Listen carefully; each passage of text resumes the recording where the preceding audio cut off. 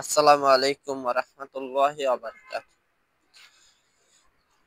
আমি আজকে খুবই গুরুত্বপূর্ণ কথা বলবো।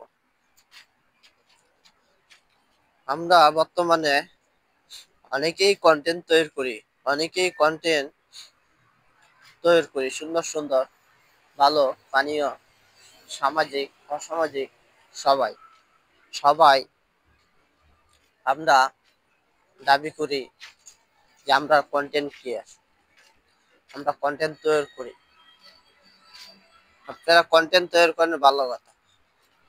আপনি যে ভিডিও ছাড়তাছেন ৩ মিনিট ৫ মিনিট ভিডিওগুলো ছাড়তাছেন।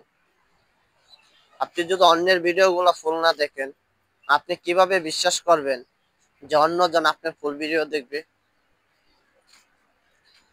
আপনি একটা জিনিস মনে করবেন, ৩ মিনিটের ভিডিওটা যদি আপনি ১০ সেকেন্ড ১ মিনিট দেখেন, আপনি যে ৩ মিনিটের ভিডিও ছাড়বেন, আরেকজন আপনার ৪০ সেকেন্ড দেখবে।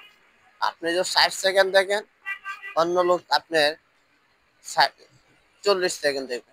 কি জন্য জানেন? আপনি তাদেরকে সময় কম দিবেন, তারা আপনাকে সময় কম দেবে। এটাই বাস্তবতা। আপনি মানতে পারেন ও না মানতে পারেন, সবাই তো দাবি করি যে আমরা কন্টেন্ট ক্রিয়েটর, আমরা ভালো ভালো কন্টেন্ট তৈরি করি।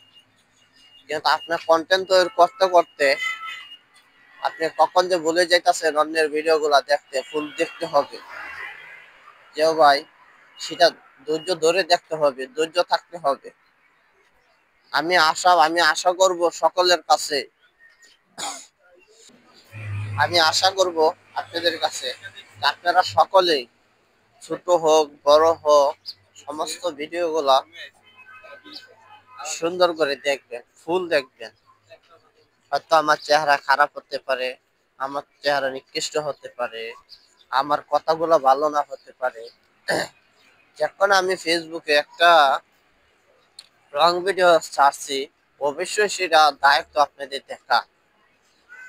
ও সে কথার ভিতরে কতটা সহি আছে, কতটুকু ভুল আছে, কতটুকু এটার বাহিরে আছে, এটা আপনারা কমেন্ট করবেন।